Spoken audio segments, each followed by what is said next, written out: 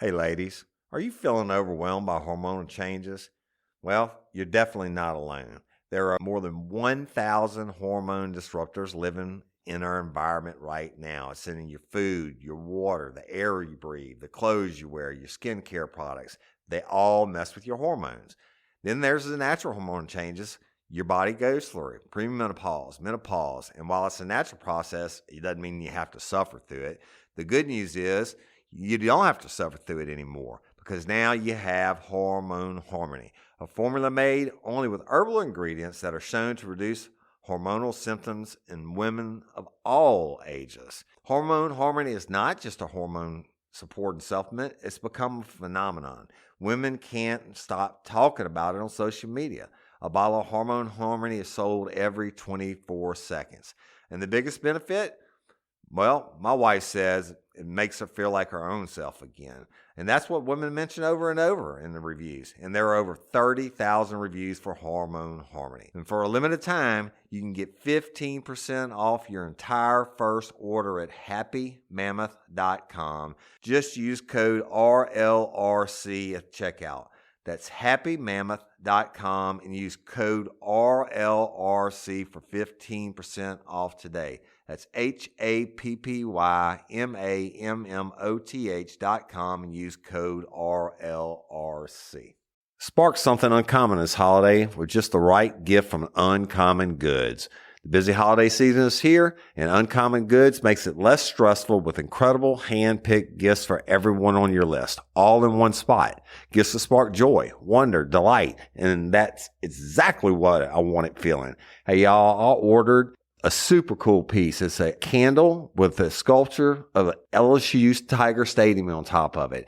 And each officially licensed laser cut wooden replica features up to 4 layers of detail, creating a bird's eye view of a specific football field, seating section, and more. And every label includes your stadium's name, the team's logo, and school location. And it has a coconut, soy, vegan wax infused with sandalwood smell that creates tailgates and touchdown scent profile, reminiscent of game day.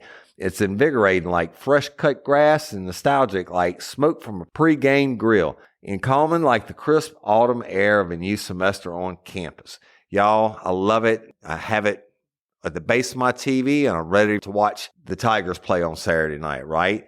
Uncommon Goods. Look, when you shop at Uncommon Goods, you're supporting artists and small independent businesses. And many of their handcrafted products are made in small batches. So shop now before they sell out this holiday season. Uncommon Goods looks for products that are high quality, unique, and often handmade or made in the U.S. They have the most meaningful, out of the ordinary gifts anywhere. They even have gifts you can personalize. From holiday host and hostess gift to the coolest finds for kids to hits for everyone from the book lovers to diehard sports fans. Uncommon Goods has something for everyone, not the same old selections you can just find anywhere. And with every purchase you make at Uncommon Goods, they give $1 to a nonprofit partner of your choice.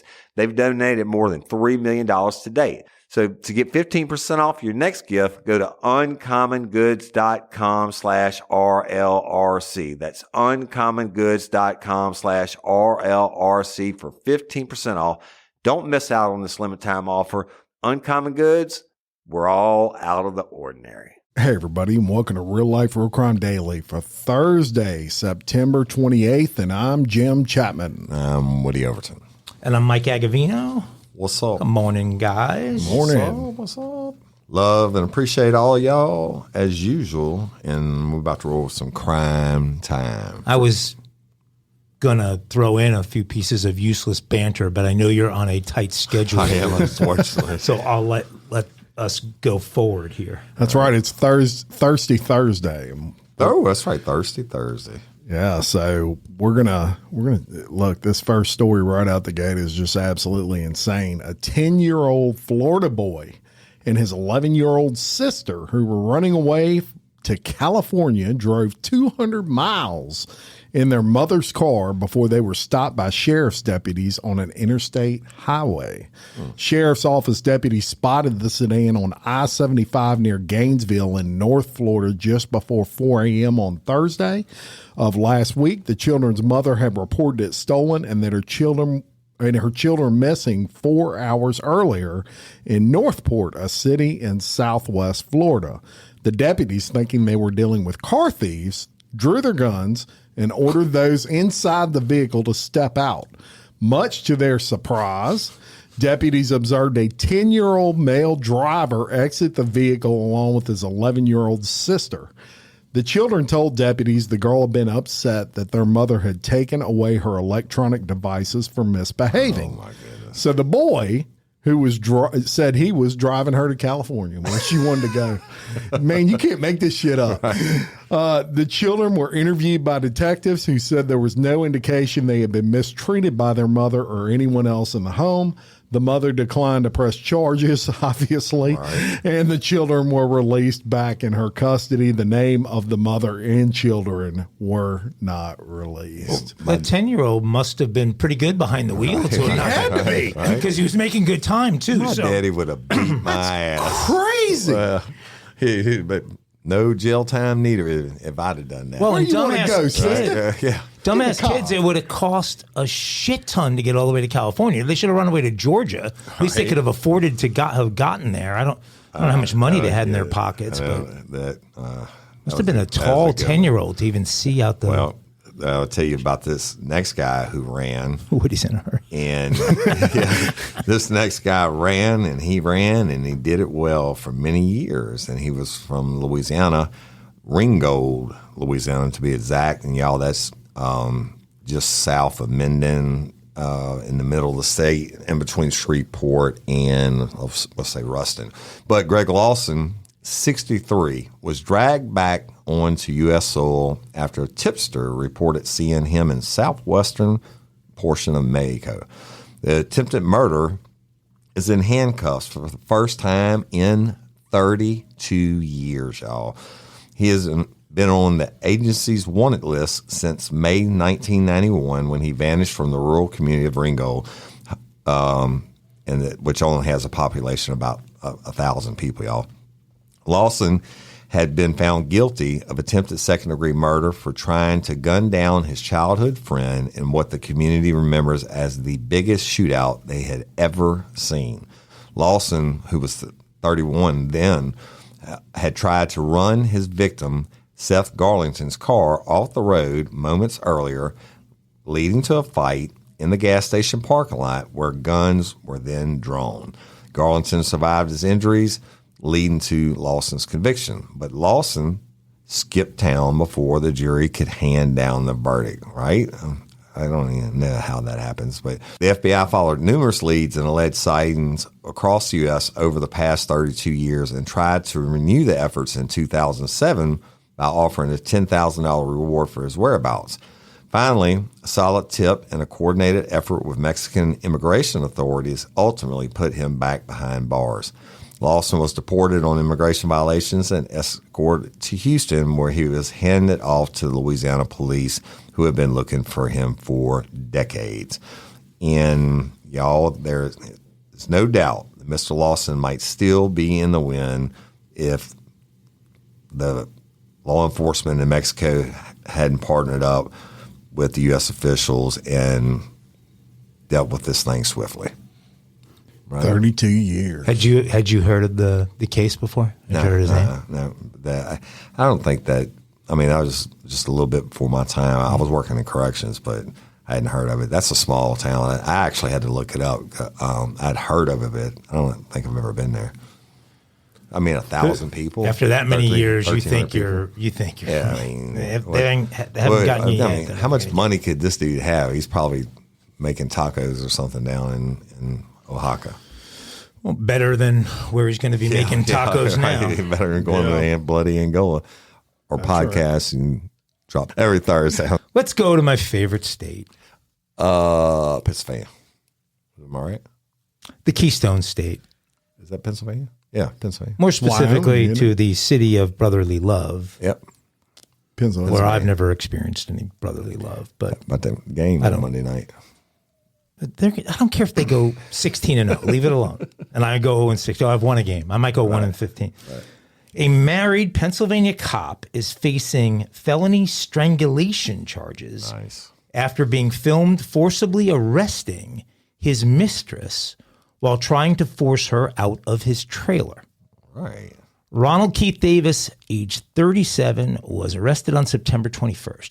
He's accused of abusing his authority to forcibly arrest girlfriend Michelle Perfanov in August after a lover's tiff and have her committed to a mental hospital in Williamstown, Pennsylvania.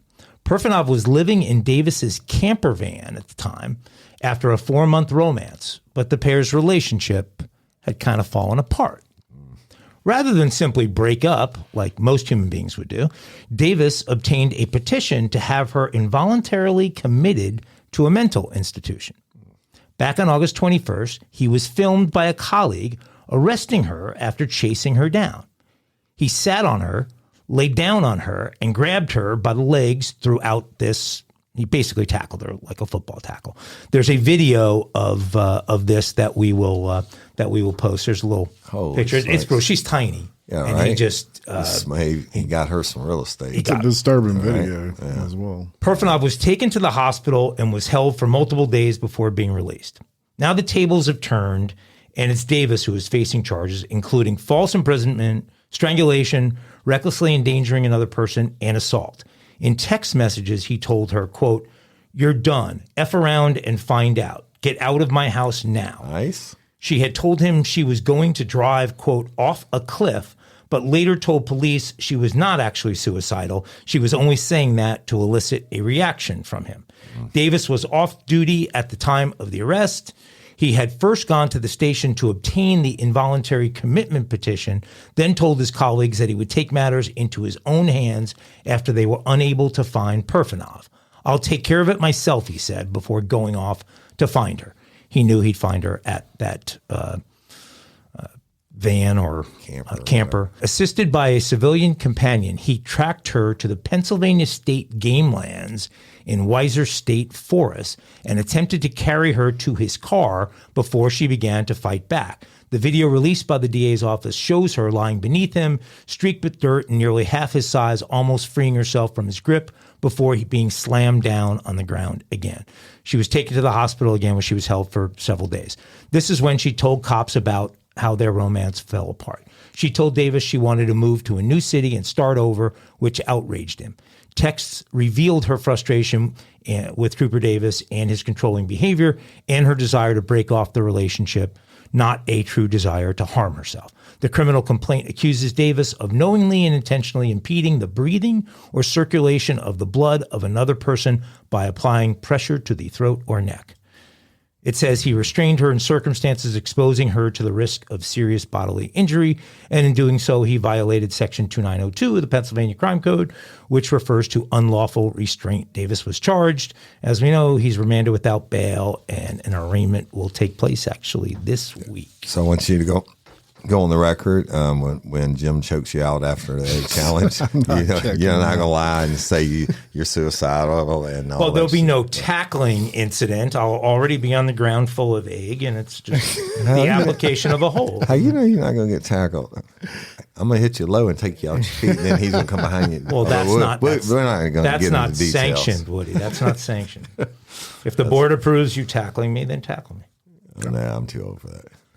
All right. The mother of Idaho murder victim Ethan Chapin stuns true crime convention CrimeCon. Saw this with a surprise cameo. Ethan Chapin's mother, Stacy, stunned a packed auditorium when she made an emotional surprise appearance during a forensic experts talk at the University of Idaho Student Murders Friday at the True Crime Conference, CrimeCon. Joseph Scott Morgan, who is a professor of applied forensics. You familiar with that, Woody?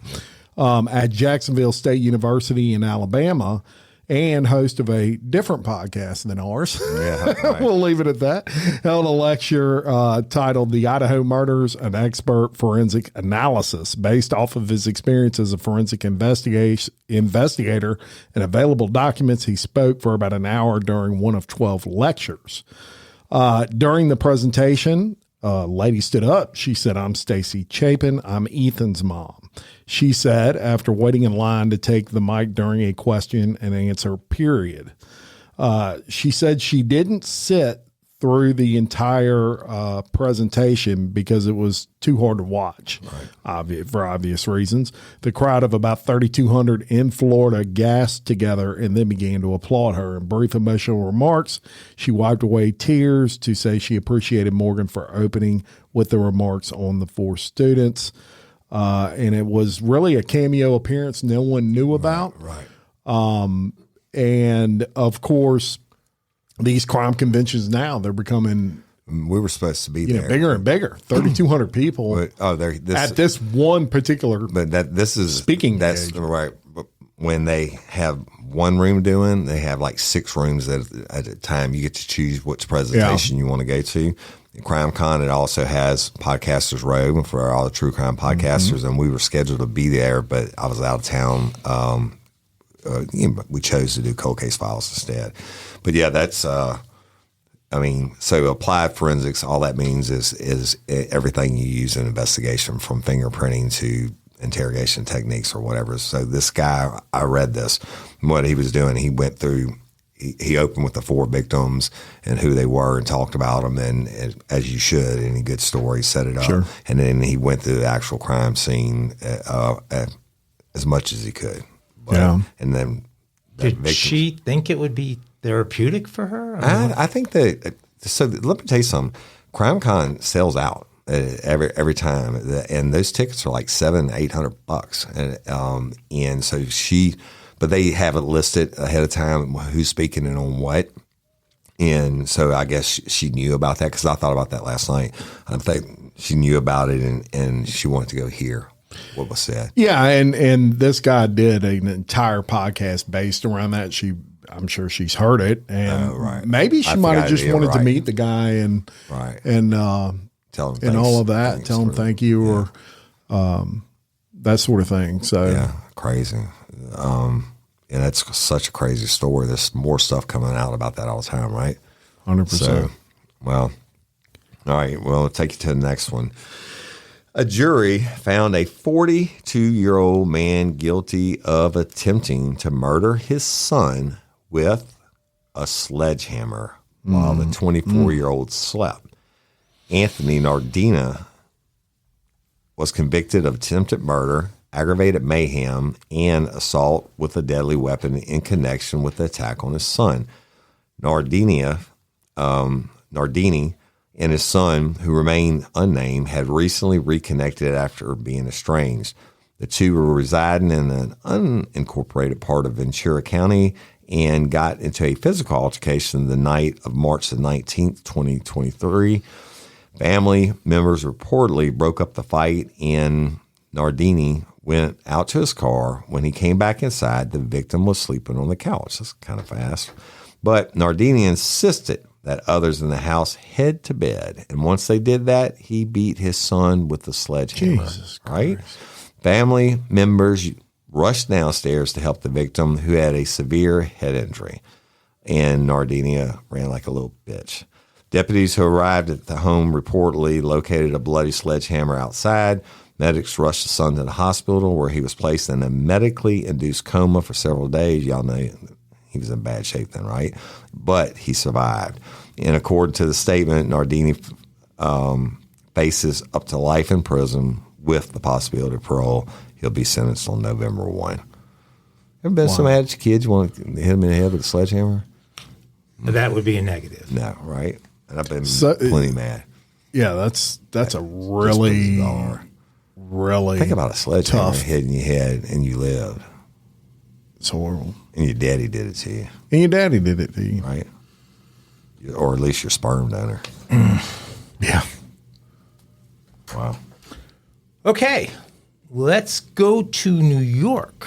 New York. That's so your old stomping grounds. Queens, New York, as a matter of fact. Were you born there? I was born in New York. I was born That legend of Ago was born. West Islip, New York. The depraved ringleaders of a Queens-based nationwide sex trafficking and prostitution ring with significant ties to China posed for cheery selfies hours after a victim they targeted was viciously beaten with a rolling pin by their enforcers. The doe-eyed duo, manager Wan Chen and her boss, Rong Zhu. Wait. Jim, you can go. You want to take on Wan Chen? Wan Ching. It wasn't Ching, it was Chen. Ching. And Rong Zhu. Say it. Wrong, like Kong. Rong Zhu. Wrong Zoo. Your Rong Zhu was better than your Wan Chen. I feel like I'm at the noodle place, the Asian place, and I ordered, and they hollering like that in that language.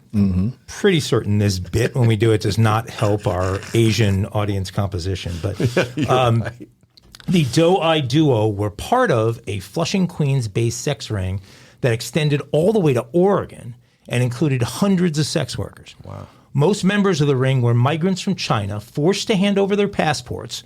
This is according to U.S. Attorney for the Eastern District of New York, Breon Peace. Prosecutors said both women made numerous trips from Flushing's Chinatown back to China. Wan Chen, 30, was indicted on September 15th after Zhu, who's 31, was arrested last year. The selfie they took together just hours after allegedly having their enforcers torture rival sex workers at a Kansas hotel was included in paperwork prosecutors filed to deny Chen bail. I'm showing these guys the picture of these two. I mean, it's just hard to believe that these two were the ringleaders of. That's the ringleaders? They were the ringleaders of innocent sex girls. trafficking. Yeah. I wonder how much money they made. Well, we're actually going to get into that. They talk about it. So, in complete disregard for the victim, the two women posed for nearly a dozen selfies, smiling and having fun, hours after the victims had been viciously beaten, according to prosecutors. Crazy. The pair ruled with an iron fist, circulating videos of rivals being tied up and beaten by hammers, wrenches, and baseball bats to deter them from working for competitors or for themselves. Days after the alleged traffickers had another woman duct taped and brutalized with a baseball bat. The women made depraved jokes about the attack, according to court filings. Quote, serves this woman right to get beaten. Really brought this evil on herself. After a period of time, we'll need to beat her again. Zhu texted her partner, who responded with a laughing, crying emoji. Later that day, Zhu told Chen that it was, quote, too easy to kill a person in America, that it was like killing a chicken. Quote. Really? Wan Chen responded with laughter. Zhu was the alleged leader of the organization, and Wan was her right-hand woman, prosecutors said. Chen boasted that she recruited 90% of the group's sex workers, often women without legal status in the U.S. She also pinpointed where rivals operated, down to the hotel room number, and had the idea to share videos of their beatings to discourage competition. On September 14th, a judge denied bail to Chen, citing the weight of the evidence and her significant ties to China. The two of them were making nearly $2 million a year running this operation, which crazy. Was headquartered in China. And crazy. Sex trafficking again, right? Yeah. Throw the book at him. Right. Yeah. This consultant that commented, name is Shobana Powell, said that probably more than 90% of prostitution at this point is sex trafficking. Wow. New York Police Department and the police in Queens can do a better job of strategizing demand reduction, and we do not need to wait until we have these cases to really start tackling prostitution and stop normalizing it. And if you know that it's 90% of it is people who have been sex trafficked, I don't know why they wouldn't be more aggressive combating it. Well, we're going to bring you to Tennessee, and a Memphis couple is now filled with fear after being shot at while chasing suspects who broke into their car. Memphis police say a target run for one couple turned quickly into a shootout last Thursday night. Memphis police say the couple was leaving Target in East Memphis around 9:30 p.m. when they noticed the sunroof of their vehicle was broken. A man went to approach the people sitting next to the car in a gray two-door Infiniti. They told police the suspect sped off. The man and his girlfriend then followed them out of the parking lot. Detectives say that's when the passenger leaned out of the Infiniti and fired 6 shots at the couple. Nice. The man fired 4 shots in return. He was also armed. 10. Before going back to the target to flag down an officer. The suspects were inside the same two-door Infiniti as the driver and passenger who were captured firing rounds into oncoming traffic in a separate incident earlier in the week. Police have not said if the cases are connected, but they're thinking they are. Investigators say 19 shell casings and a handgun were recovered at the earlier incident scene. No one was struck, but a woman did report her vehicle was hit by gunfire. Yeah. So you Wild West. And chasing Her down, the people. firing them. Look, and you're shooting back and forth, and an innocent person sure could have got shot in a heartbeat. Bullets crazy. flying everywhere. Can't control that. Been to Memphis many times, man. Yep. It's getting rough in Memphis. Getting rough, and I don't get it. Not dueling banjos, dueling pistols, and not horses, Infinities, right? Yeah. So let's go to Florida, where a woman was arrested after attacking two people at a local pool in Lady Lake, which is about an hour north of Orlando. Deputies with the Sumter County Sheriff's Office responded to a disturbance call at around 2 a.m. And the female victim reported that she was by the pool with the male victim doing some stretches when the suspect approached them aggressively. She said the 41-year-old accused them of inappropriate activities and shoved and smacked her. This almost sounds like a kinky crime.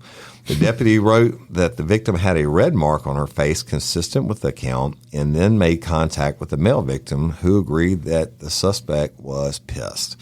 She attacked us, alleged the man whose name was redacted in the report, in which noted that he was in a domestic relationship with the defendant. Oh, so I see. He got caught with another woman at the pool. Yeah. The accused woman, who had been detained in the back of the patrol car, was taken into custody in Sumter County Detention Center and released hours later on a $500 bond. The woman was charged with a count each of battery, domestic violence, and battery, touch, or strike, and the judge has issued a no contact order. So Stretching? He was doing stretches. Yeah, by I bet the he was pool, doing but it stretches. wasn't with his wife. And she came up and whooped that ass. I'm just doing some yoga. I didn't catch it. I was like, oh, man, that's some crazy bitch. Yeah, but That was his wife. Doesn't he have to press charges there? I mean, State can pick up domestic violence charges. So that's crazy there. it seems like one where the cops would go, okay, we get what's going on here, maybe. and Maybe he invited this girlfriend over to the pool. Otherwise, if she lived in the same complex, why didn't he just go in their house? Yeah, stretch there. right, stretch there. Stretching by the pool. My Just get your goodness. That's what they call it these days, stretching. Stretching by the pool.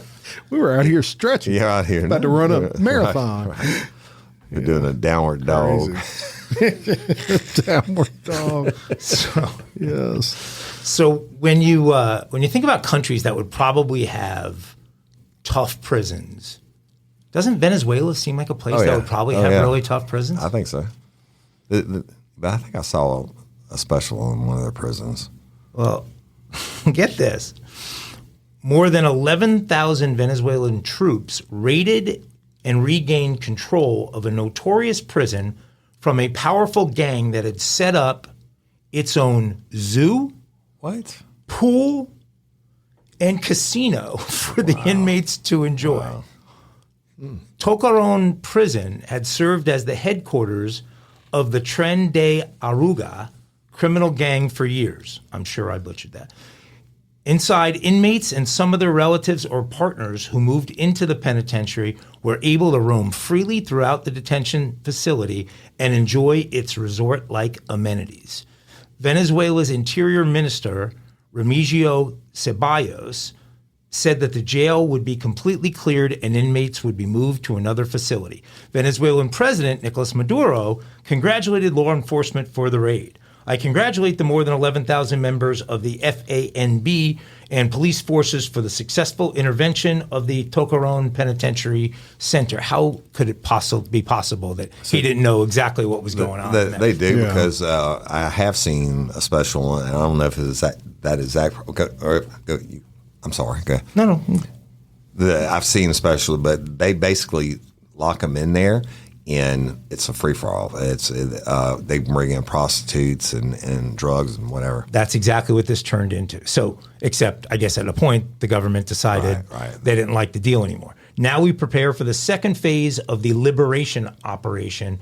We are going towards a Venezuela free of criminal gangs. So this is targeting the gangs. However, it appears some inmates escaped during the operation, as a later government statement announced a search and capture operation to track down fugitive criminals. Local media reported that the leader of this gang, Hector Guerrero Flores, may be among those who fled, but the government has not named any of the escapees. Flores had been serving a 17-year sentence inside the prison for murder and drug trafficking. Few details about the raid have been released. The Venezuelan army reported one casualty, a major who died after hitting his head on the door of an armored vehicle. Security guards were seen carrying motorcycles, televisions, microwaves, and other appliances out of the jail. From the jail, Tren de Arugula ruled an international criminal enterprise spanning all the way to Chile.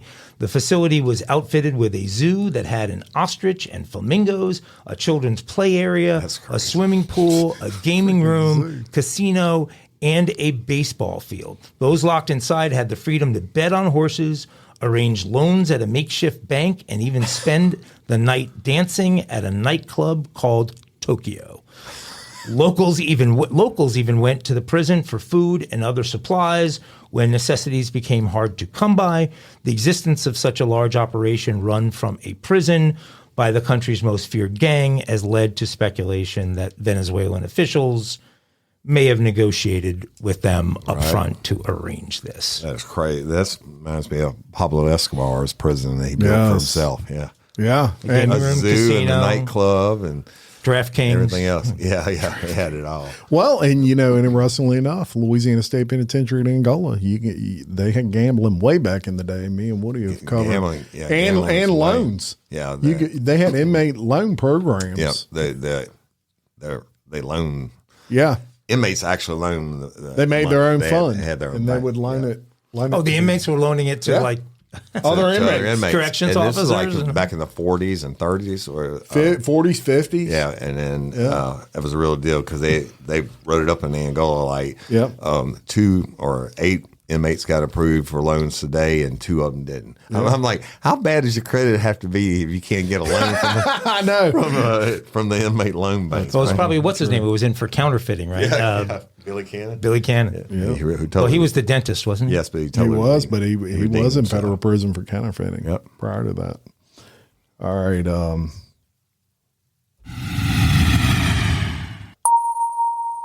You can now take off that belt and move freely around the cabin. Mile High Crimes for Thursday, and we've got a tough one for you today. A woman was arrested Thursday for starting a fight at a Nashville International Airport. Autumn Cathy was causing a commotion to various businesses inside the airport and attacked an elderly woman. According to the arrest warrant, officers responded to a call about a fight inside a restaurant inside that airport, and at one point during the chaos, Autumn Cathy started yelling at an 81-year-old woman before punching the woman with a closed fist holding a cell phone. 81 years old. 81 years old. The victim suffered bruising and a 1/4-inch laceration above her left eye. The two apparently had a short conversation before Cathy punched the victim. When officers arrived, many witnesses and the victim all provided the same information on the incident. After the attack, Cathy continued walking through the concourse, destroying a display and knocking items off numerous business shelves. When law enforcement confronted Cathy, she resisted arrest by going limp and pulling away many times. She also called the officers racial slurs such as Mayo Monkey. What? Haven't heard that one. Mayo Monkey? And spit on an operational firearm commander's head and neck during the arrest. There's nothing going to piss you off. No spitting. And Cathy was taken into custody and charged with elderly abuse. Nice. 81 years old. Punched her right in the face. She gets some punches in the face. Yeah, disgusting, really. It's crazy. What did she call her? A what monkey? Mayhem monkey? A mayo monkey. What is that? I have no idea. A white monkey, I guess. Mayo like mayonnaise. Oh, I thought you said mayhem. Oh, No, mayo. Mayo mayonnaise. monkey. Oh, that might be a racist term. Oh, it was. Okay. Well, So, I've never heard that there. one. Okay. That was a good one. oh, yeah. Kinky Crimes. I got a feeling Woody's this is got a going to be picture. the Crimes best kinky for- crime. Woody's got a big picture in Got a front big of him. old picture, and y'all, this one's going to be long but distinguished. So here we go. A woman who calls herself the Taboo Goddess and charges 150. I like her already. Right? And charges 150 an hour for providing dominatrix services was arrested last week at a house in Stillwater where she kept her sex dungeon, the cops said. Crystal Ann Taylor, 41, of Stillwater, was arrested on suspicion of prostitution and taken to jail.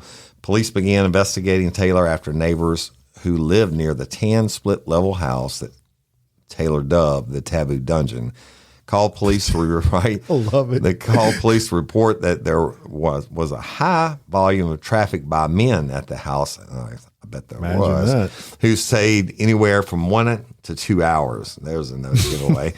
At least it wasn't 15 minutes.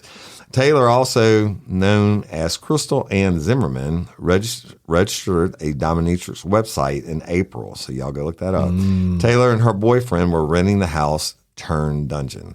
The house is in a residential neighborhood near a junior high school and Lakeview Hospital.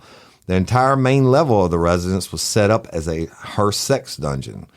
And there were 6 homemade pieces of bondage apparatuses and bondage furniture, items clearly used to restrain people, pornographic photos on the wall, and one of the bedrooms in the basement contained wigs, boots, costumes, makeup, and notes related to what particular men might have wanted done to them. This is all according to the chief of Stillwater, Oklahoma Police Department. Other items found in the house included latex gloves, handcuffs, sex toys, bondage apparatuses, personal lubricant, adult diapers, that's a wear, and the case for an electronic fly swatter. In The hell? Right? I think That's some kinky shit all there, boy. It's like the world go around, right? In my 20 years of law enforcement experience, I've never seen anything like this, the chief said. Police began surveillance on the house and the investigation of Taylor after receiving complaints from neighbors in August. There were things going on at that residence that they thought were odd, the police said. So surveillance conducted on the residence showed that no one stayed at the residence on a continual basis. Police stopped several men after they left the house and were able to track down Taylor's ad on Backpage.com, her Taboo Goddess website, and her cell phone number. The website says the Taboo Dungeon is in Stillwater and discretion is assured, I bet. If you have ever wished to submit to the desires of a beautiful woman with a petite athletic physique, you will find your way to me, the website says. I am a unique, one-of-a-kind goddess. Sensual, playful, adventurous, mischievous, yet can be very deviant too. For those of you who have been extremely naughty, I have all the implements and the equipment necessary to correct your behavior. And recommended donations are $150 an hour or $225. That's it? For 90 minutes. What's that address? I bet everybody's looking it up. That's Oklahoma pricey, but Right? but is what they describe on the webs? They don't say sex. And they're not gonna say May on not the be. website. May not be no sex. She may spank you a little sex bit. on the champagne room. I'd be But bad. I Bad mean, boy. That's Well, how but they if- do it on all. They're not gonna say sex. They'll say companionship or whatever. And Okay, but if she wasn't if they weren't paying her for sex, is there anything illegal about that business? Nope. But they. That's a good question, actually. Yeah, that'd be totally legal. But I can't see this chick doing it for free. Wow. Adult diapers.